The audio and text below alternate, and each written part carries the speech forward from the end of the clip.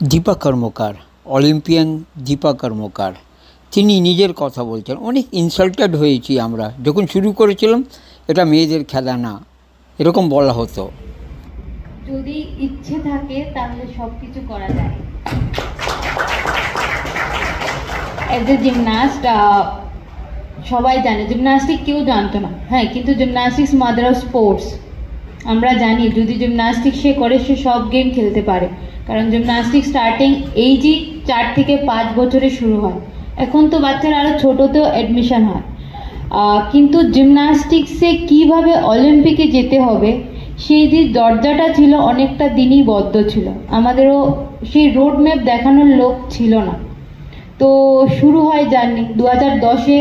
আমাদের প্রথম মেডেল আসে কমনওয়েলথ গেমস, এশিয়ান গেমসে আশিস কুমার। তারপর ওই সময় আমাদের একজন ফরেন কোচ ছিল, এবং তারপরে যিনি কন্টিনিউ করে উনি বলল যে মেয়েদের দ্বারা হবে না, ইন্ডিয়ান জিমন্যাস্টিক্স মেয়েদের জন্য না। যখনই আমরা ইন্ডিয়ান ক্যাম্পে যেতাম সবসময় লাইন আপ করে শুধু ছেলেদের জিজ্ঞেস করতো, আর অলওয়েজ ইনসাল্ট মেয়েদের, যে মেয়েদের দ্বারা হবে না সবসময়। তখন বিকজ ফরেন কোচকে আমরা সবসময় খুব উপরে রাখি, ইন্ডিয়ান কোচ পারে না। তো একদিন আমার কোচ স্যার বলল যে আমাদের মেয়েদের লাইন আপ করে যে তোমরা কেন পারবে না, কেন তোমাদের সবসময় পেছনে, বিকজ অফ অ্যাপারেটাস, যে অ্যাপারেটাস ভল্টিং টেবিল যেটাতে আমি স্পেশালিস্ট, সেটা করার জন্য 1 থেকে 1.5 ঘন্টা দাঁড়িয়ে থাকতে হতো, কারণ আগে ছেলেরা করবে, তারপর খালি হলে তোমরা পাবে। এবার যদি খালি না হয় ওই দিন সেশন বন্ধ, নেক্সট ডে। সেই বলে স্যার আস্তে ধীরে প্রদুনবার শুরু করলো স্যার, কারণ আমি একটু জেদি, আমি একটু খুব বেশি রাগি। যখন আমার ইনসাল্টটা লাগে যতক্ষণ পর্যন্ত সেটা ফুলফিল না করতে পারি সত্যি আমি শান্ত বসতে পারি না। সেই নিয়ে শুরু হয় জার্নি। তো সেই কমনওয়েলথ গেমস ছিল সামনে 2014 গ্লাসগোতে।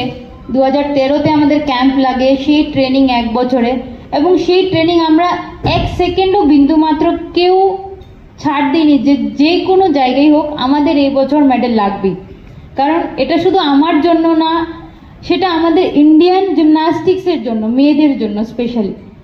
আর সেই নিয়ে প্রধানবার শুরু, এবং সত্যি আমি অসংখ্য ধন্যবাদ জানাই স্যারকে স্পেশালি, এবং ওই টাইমে যেভাবে সাই আমাদের হেল্প করেছিল, কারণ আপনারা সবাই জানেন আমাদের ফেডারেশনের প্রবলেম ছিল তখনে। তো ক্যাম্প লাগাইছে, কারণ ক্যাম্প যদি না লাগাতো আমি এই ভল্টটা শিখতে পারতাম না। আমি যে ত্রিপুরাতে বিলং করি তখন সেই সেফটি ইকুইপমেন্ট ছিল না যে করার জন্য যে প্রিপারেশন লাগে। তো আমি দিল্লি আইজি স্টেডিয়ামে ট্রেনিং শুরু করি ওইখানে, এবং কমপ্লিট করার পর ডিউরিং কম্পিটিশনে ফার্স্ট দিন কোয়ালিফিকেশনে আমার পায়ে ক্র্যাক হয়ে যায় অ্যাঙ্কেল, এবং ইন্ডিয়ান কন্টিজেন্টের ডক্টর এবং সবাই বলছিল ওর দ্বারা হবে না, কিন্তু আমার টিমমেট এবং স্যার সবাই বলছিল যে দিদি এবার করতে হবে, না হলে ইন্ডিয়ান জিমন্যাস্টিক্সের মেয়েদের টোটালি দরজা বন্ধ হয়ে যাবে। সেই নিয়ে শুরু, এবং উপরওয়ালারও সাথ ছিল। সাকসেসফুল হয়ে হিস্টোরিক ব্রঞ্জ মেডেল পেয়ে সেই যাত্রা শুরু হয়, এবং আর পেছনের দিকে না তাকিয়ে আস্তে আস্তে 15 Asian championship, world championship, final, অলিম্পিক্সে কোয়ালিফাই করা, সবটাই শুধু হার্ডওয়ার্ক, পরিশ্রম, আর আজকে এখানে।